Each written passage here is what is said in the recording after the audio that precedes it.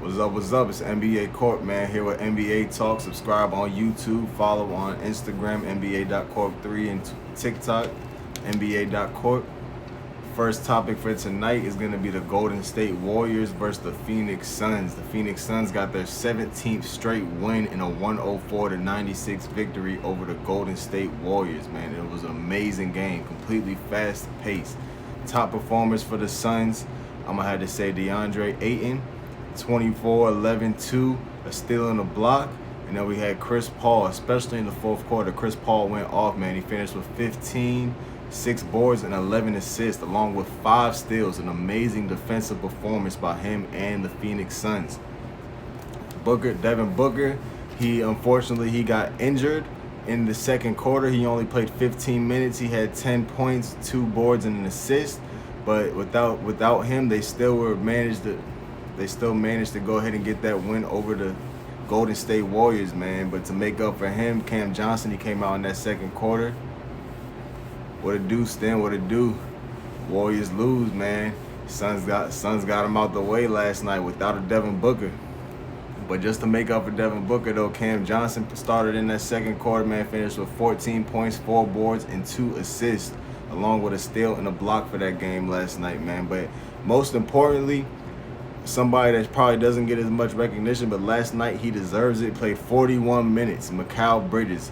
And even in that 41 minutes, he only had 2 points, 2 boards, and I think 3 assists, but he had 4 steals, had a great defensive impact on the entire game last night. Can the Suns win in Golden State? I think they definitely have a good chance. Steph Curry, he had a horrible shooting night last night, but they was turning the ball over too. I think the Warriors are still one of the worst teams when it comes to turnovers in the league right now. So if they keep turning the ball over like that, I don't think they're going to get that win in Golden State, man. The Suns was looking too legit last night. They had Steph Curry on lockdown. They were switching on the perimeter good, man. DeAndre Ayton was even out there switching on the perimeter, putting a hand in their face, man. It was amazing last night from the Suns. Like I said, man, their defense was amazing. Suns defense was amazing, man. They were forcing turnovers, man. They were playing aggressive. They had their hands on Curry the whole time, making sure he was not getting open, getting no easy looks. Made it tough on him. Yeah, man, Bridges shut him down. Bridges had a great play, 41 minutes, biggest defensive impact on the game. Didn't do no offensive numbers, but 41 defensive minutes, man. It was a great game from him. But in Golden State, Jordan Poole, he was putting in work. It was mainly that first half, though. He finished with 28, 5, and 5, and I think a steal or a block. And then they had Otto Porter play 30-some minutes off the bench. He only had like 16, 6, and 3, though. And that was really their top performers last night. Do you think the Suns would have won with Booker? Dynamics of the game changed without him. I think they still would have won with him because Devin Booker, he was looking like he was ready to go off that game too. He had 10 points in 15 minutes. He was playing solid, but you're right though. When he left the game, it was like the complete energy of the game shifted, man. Chris Paul stepped it up. DeAndre Ayton stepped it up. But like you said, Bridges stepped it up. And then Cam Johnson came in and filled in and played some solid minutes for him too. So I think the Suns, they're pretty deep on the low, but they really don't play deep. They only played I think there was only like 8 players that played more than like 15 minutes last night. But I don't know, man. I think because Devin Booker, he's really inconsistent either way. So the fact that they've been winning all these games, I think is just a testament to the Suns and their coach, man. Monty Williams, he did a great job last night too. But my man Steph Curry, though, man, he was shooting horrible, man. He had 12 points. I think, 12, 3, and 2, and he had a steal and a block, but he had 5 turnovers. 5 turnovers, man, shooting 19% and 21% from the 3, man. That is a horrible performance. To be honest, and a lot of Warriors wins, the other teams get intimidated. Not exactly. The Suns, they stayed in it the whole game, man. They stayed aggressive. They didn't back down to no challenge, man. Especially DeAndre Ayton, he was taking over inside with their lack of size, man. Belinka, whatever his name is, with the Warriors, played horrible. Draymond Green was playing horrible. Draymond Green, he had 8, 11, and 5. That's typical Draymond Green numbers, but he had 4 turnovers as well. Some in some crucial moments.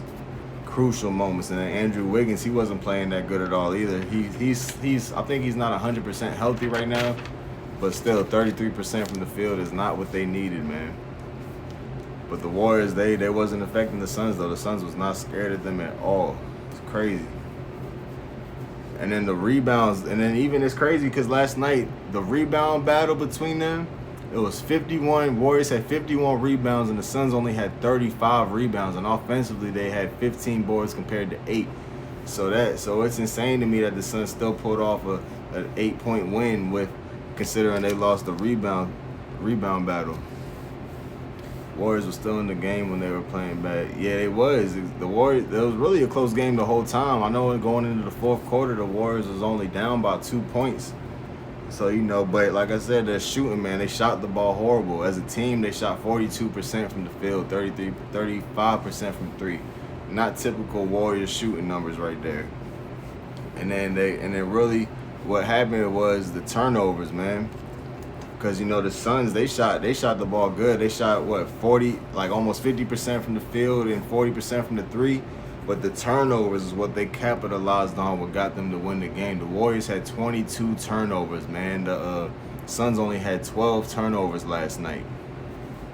Warriors probably won't ever shoot that bad again, but you never know though, because that defense really had them on locks, man. They didn't know what to do with it for real. But like I said though, the Suns, they were shooting good. And the Warriors were just turning the ball over, man. The Suns, 22 turnovers to 12 turnovers. The Suns had 19 points off of turnovers compared to 9 points. So I think that was probably the main difference in the game, man. Steph Curry had 5 turnovers. Draymond Green had 4 turnovers. And Anderson or whatever his name is, Toscano Anderson, he only played 12 minutes, but he had 5 turnovers in that game. So that was horrible on his part coming off the bench. Like I said, man, it was a good game. It was crazy the Suns beat them without Devin Booker pretty much. I think they could do it again though.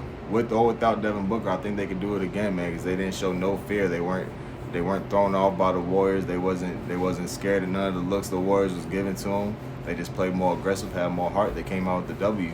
So Friday we'll see if it can happen again. You can't give the Warriors extra possessions. You also have to get extra possessions yourself. Exactly. But crazy enough, man,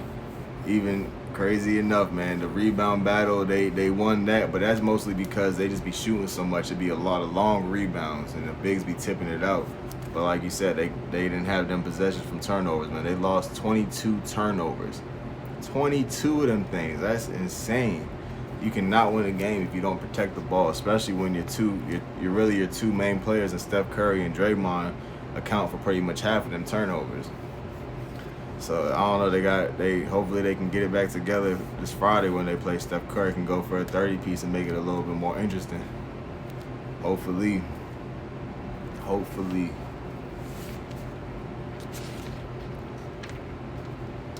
How you think the Bucks gonna do with Demarcus Cousins? What you think they gonna be looking like? You think Demarcus Cousins gonna be an impact? I definitely think he gonna be a huge impact, man. He gonna give him that size that they've been missing with Brook Lopez. Giannis gonna have a little bit less pressure on him, playing inside. I think Curry will be better, but there's no guarantee that their role players play this good. Yeah, there's definitely no guarantee like that, because I think even Gary Payton, he came in the game, he only played like, I think 15 minutes at the most, but he came in when he was playing, he gave a lot of energy, he had some dunks, he was playing good defensively. So, they can do it, but even then, even if they do, sometimes they won't, but they're gonna need a lot more, man. They need a lot more than Steph Curry. That's all I know. They need a lot more than Steph Curry. They need Wiggins to step it back up. They need him to get healthy. They need Draymond Green to figure something out, make some layups. They need something, man. But on the other side, though, the Bucks, man, I think DeMarcus Cousins, he's going to be a huge impact, man. Brook Lopez hurt his neck against the Nets in their first game. He's been out. I think that's a big reason why the Bucks are only like 13-8 right now, 5th in the Eastern Conference right now. I think they're lacking that size, and it's putting more pressure on Giannis and Bobby Portis down low. But they're still second in the league in rebounds. Giannis got almost 12 boards a game. Bobby Portis got like 8.5 rebounds a game. But if you put a 20 and 10 career guy like DeMarcus Cousins, who's known to get about 20 rebounds on a good night, that's definitely going to help them out a lot.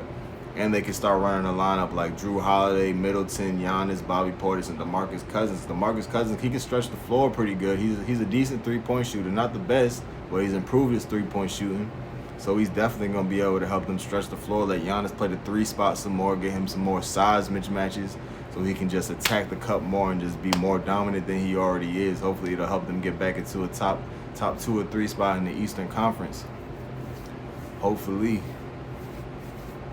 We'll see how it go, though. I'm excited to see them play. They play your Hornets tonight, actually. They playing your Hornets tonight. So I'm sorry to say, I think y'all going to take this loss tonight, man. DC's 3-ball percentage went down from his Sacramento. Yeah, slightly. They got a little better. You know, he doesn't shoot him as much. I think that's what helped him a lot. He doesn't shoot him as much. So when he does shoot him, it's just better shots, and he still hits them. He's still a threat. He can put the ball on the floor too a little bit. Demarcus Cousins, he's not no slouch, man. He's all right, but he's not the greatest 3-point shooter though. You're right now. I'll definitely take Brook Lopez when it comes to that, but he can still be able to stretch the floor for him. And imagine when Brook Lopez comes back, man, that's gonna be tough all game long. You're gonna have two tough bigs down there you gotta match up with all night. So the Bucks gonna be a problem in the near future.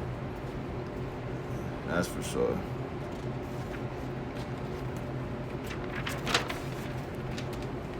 I'm about to go ahead and end this live though, man. Wifey about to be on the way. My son, I hear him waking up out there. So y'all go ahead and make sure y'all subscribe to the YouTube, man. I'm gonna start putting more content on YouTube. Every time I go live, I screen record. I'm gonna put those up on the YouTube so y'all can check those out. NBA Talk on YouTube. Follow me here on TikTok, NBA.corp, Instagram, NBA.corp3, man. And get up with me, man. All right, man. Appreciate you, Stin, man. I'll go get up with you later.